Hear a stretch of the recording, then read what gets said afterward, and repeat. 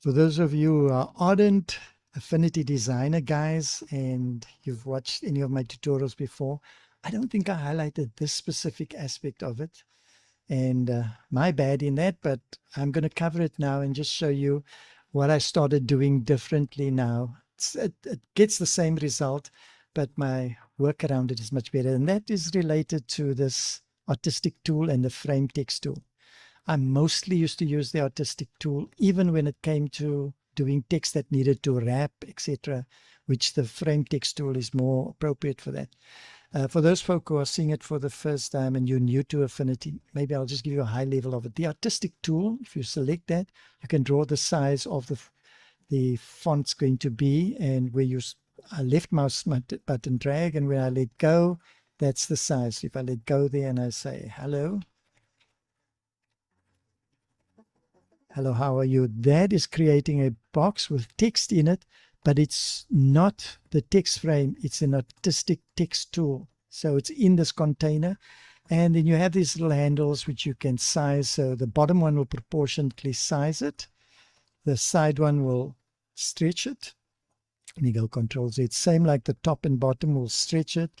So the corners will proportionally increase. And of course, if you want to increase it around the center, you can just keep your Control, which is a modifying key, and pull down here, and it will do that proportionate size, bigger or small or so forth. Okay, but that we've covered before already. And for those who don't know, that is the little rotate button on top, Control Z.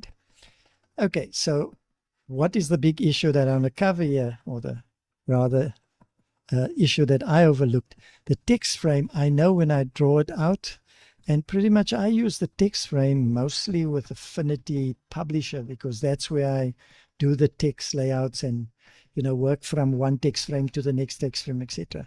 But there are times that I use it here and I didn't actually use it to its max, in that you can achieve what you do with the text, the artistic text and the text frame in the same way. It's not that complicated. Okay, let me show you what I'm speaking about. So if I type in here, hello, how are you? Most of the time I'll go like, now I've got to size this text, and go and select it and then go to the size and maybe scroll on it or type in a value there. I really would look down at the bottom here, and I mean, I've seen it on umpteen occasions. I use this almost on a daily basis. I've seen this at the bottom, this extra dot, and I've used it in occasions, but it didn't register in my head what it was doing. I kind of just did it by habit. I think it's worthwhile noting that the outline box here manages the box where all the text come in. So if you have lots of text, it will wrap around if this box is smaller. So if I grab on the side here, contrary to what we did here earlier on where it distorted that text, if I grab here, it's not affecting the text shape or size. It is merely creating a restriction in the box where the text fits into. So if I go with, make it narrower than hello, how are you here, you're going to see it starts to wrap. Okay, it wraps down and then it pulls itself out. Okay, so that I know about it. Top here again, it's just working with a text box. However, if I want to increase this, I don't have to go through that arduous process of clicking there and scrolling. What I can do is just go to this extra dot here in the text frame. And if I do that, you can see I'm sizing the text now. So the box increases, but also the text. So pretty much what I do now, if I want to keep the text box and I want to size it, instead of me just going and doing the artistic frame and like the hello, how are you, the big one, I can do it in here, and then I take the inside corner and size the frame nicely so I can see kind of where I'm working, that proportion. So if I click here, you can sort of see it's got a bounding area that relates to that text. So I did similar to what the text, what do we call it? The text frame tool also allows. But now instead of, if I just take the inside, it's just going to make the box bigger, do nothing to the text. But if I grab the outside now, voila, there I can go. Now, of course, I can't end it in this area over here because this is not the end of this particular text. you know. So I have to kind of go and eye it out here, or I could just see what size this is, check on top here and see what size this is and make them duplicates of each other. So that's the cool part about it. So if I was going to write an area that is going to take a lot of text and I want that text to kind of be similar here, I can just stretch it out this way. And when I type now, it's going to now treat it as a text box. So I say, we are welcome to the, and there we go. And of course, if I feel I want to size this box just for aesthetics to make the box look a bit, so because if you have it short and the text scrolls over, you're going to have this little eye saying that it's scrolling outside the text box, but it won't distort the text. So if I take it, oops, let's just get it past there. Oh man, come. Okay, then that little eye disappears. But now if I take this text and I want to make it a little bit smaller than the original for some crazy reason, I don't have to go select the text and do all that again. I just grab the outside and make that a bit smaller, and then I can bring that text there. Isn't that cool? So I know that you guys who know this already are going to smirk on this, but I think for somebody that's new, get your workflow to be, if you're going to be writing a lot of text, like a paragraph of text, even though it's similar to the headings, utilize the text frame work like this, because it makes it so much easier to manage afterwards, because you could size the thing, size the box, and you have the best of both worlds happening.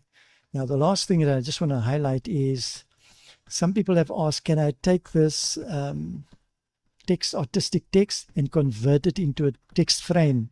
Now, the answer of that is, if you click on that, there's no button that says convert to text frame tool. But a workaround for that is, if you take a text frame tool and you just draw it open there, and you come in here, you double click and you say select it. I'm saying Control A to select all, or you could just select a section. So I'm going to go in there, Control A and Control C to copy. And I come to my text frame, I say Control V, and there we are. And if I carry on, you see it treats it like a text frame. So I can copy something out of this, paste it into a text frame, and then do the editing further. And then all the other stuff work exactly the same like that. Okay, so from me going to exclusively using the artistic text tool for most of my stuff, I'm starting to use more of the text frame now, just because of the flexibility of this area and the flexibility of having a text frame. So you're having the best of both worlds. Hopefully that gets you underway. And if you haven't been using it, start to use it a bit more. It really comes in handy. I found this very valuable when I was starting to do like a poster setup. So I had the title with a poster. Let me sort of just close off with showing you this. For example, say that was the title. I'd keep Control down and then I'll duplicate one. And then I would start typing, and maybe I size it like this. Then I start typing. Where are we? And if I kept, you see, I used to do this and I get to the point and I'll press enter and do this. And instead of doing that, what one could do is, instead of doing all of that, you just go and you introduce your text frame. And you put your text frame. And if you're lazy, you, like I said, you can go there, Control A for copying all that, and we Control V to paste here.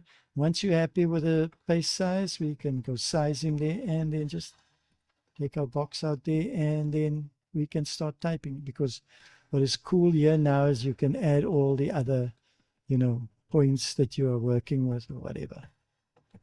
Great. So this is a text box now, and you have full flexibility over sizing of the text and sizing of the box. Nice, nice. Okay. So have a blessed day and shalom.